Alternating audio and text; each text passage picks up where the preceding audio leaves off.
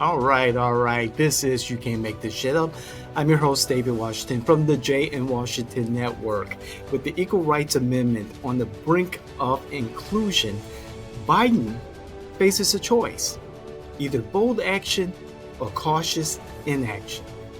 Advocates urge him to bypass congressional gridlock and publish the Equal Rights Amendment.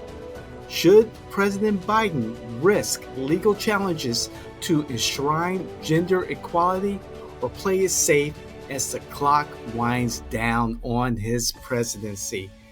Okay, there's a lot going on here, everyone. And this is one of those things in a lame duck presidency that go under the radar. And this is more of just a thing. This is huge. We're talking about the addition of possibly the 28th Amendment to the U.S. Constitution. So, if you're not familiar with the Equal Rights Amendment, back in the 70s, the Equal Rights Amendment was presented for gender equality, to make it illegal to discriminate based on gender. And this has been going on and on and on for decades. And finally, the Equal Rights Amendment Initiative has met the criteria to be enshrined into the Constitution as the 28th Amendment. That means three-quarters of the states, Virginia being the last one to ratify it or to certify it in their legislature, and three-quarters of Congress at that time have to approve to enshrine the amendment into the Constitution. Those two criteria have been met. However, the national forgive me, I forgot the National Archivist, who's responsible for signing their name onto the document, the official document, thus certifying and enshrining the amendment into the Constitution. They have put out a statement not too long ago, several weeks ago, stating that because of the fact that in this particular amendment, there is a stipulation that the amendment should have been approved by a certain time, 1982 to be exact. And therefore, the National Archivist cannot enshrine the amendment, cannot certify it, cannot register it into the U.S. Constitution. Now, advocates like Senator Gillibrand of New York, the junior senator of New York, and other supporters like the League of Women Voters have asked the president, Biden, to look at this and just make a simple phone call, a 2-minute phone call to the National Archivist and say, hey, sign your name, certify, get this amendment enshrined. Of course, detractors to this amendment have said the time frame is up. Congress specifically said that there was a certain amount of time that this particular amendment needed to be enshrined into the Constitution. That time has passed. Back in 2020, President Trump sent a memo to the National Archivist directing him not to sign the document. Now, in the waning hours and weeks of President Biden's presidency, he has an opportunity to, one, of course, establish the ERA as the 28th Amendment to the U.S. Constitution, and two, cement his legacy as a transformative president. So, oh man, for you all, is Joe Biden too cautious to cement a historic victory for gender equality? With the Equal Rights Amendment just one bold move away, we have to ask ourselves, Should Biden borrow a page from Trump's rule book and just do it? If this was Donald J. Trump, he would just do it if it was something that he believed in and favored and that his supporters believed in and favored also.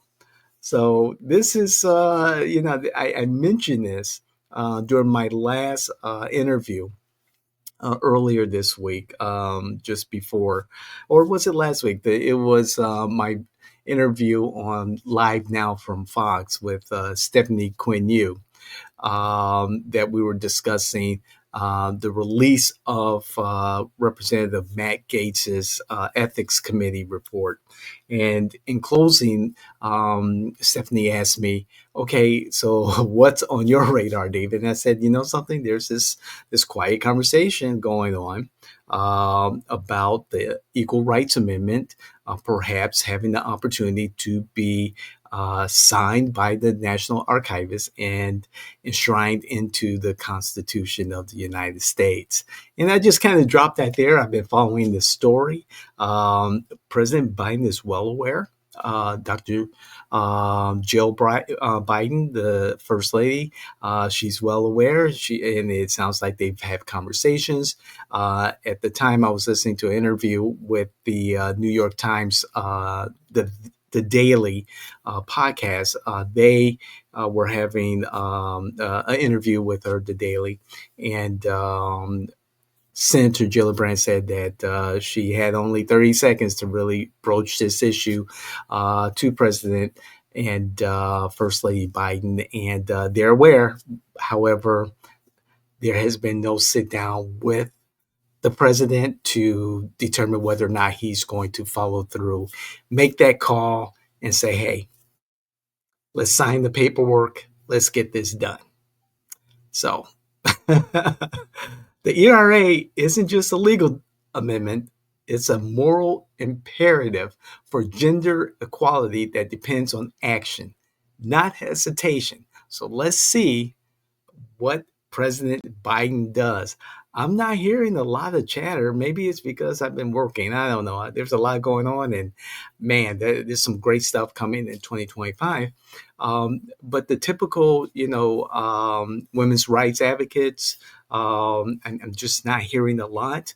I know that Senator Gillibrand said that the Equal Rights Amendment will then enshrine the right to privacy for women. Thus, and this is the argument, because women will have the established constitutional right to privacy based on the ERA, then they will have the right at a national level to abortion access. I hope I got that correct. However, from what I've listened to, and do your own research, please do your own research. Go and listen to the Daily's interview with Senator Gillibrand. It was about a week ago, so maybe December 20th or so, maybe December 23rd. However, Gillibrand lays a case that establishing the ERA will establish abortion rights for women across the country.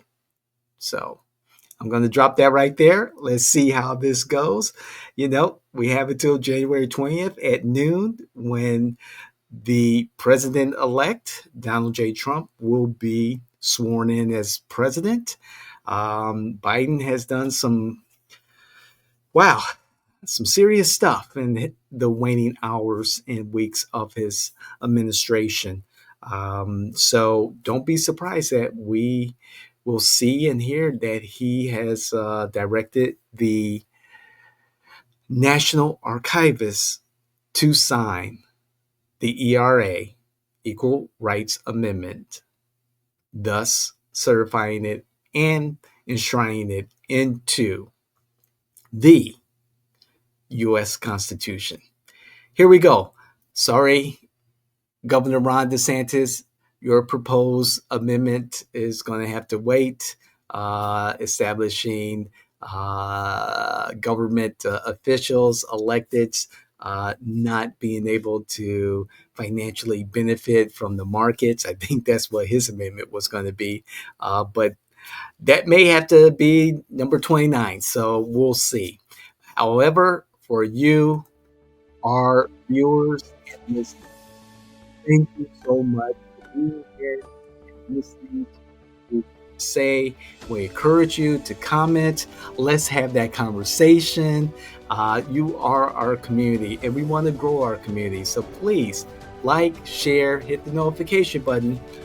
Let all your family members, all your friends, those influencers and politicals that you know, the candidates and electeds, anyone who may benefit from the information that we are sharing with you. And remember, let them know and let them also understand to do their own damn research. That's important. There's so much information out there on the internet, and there's AI. So, do what you need to do so that you're better aware about the world around you and become more civically engaged. So, again, this is You Can't Make This Shit Up. There's a rebrand coming, so we'll see you soon. Thank you. Thank you, community. Ubuntu.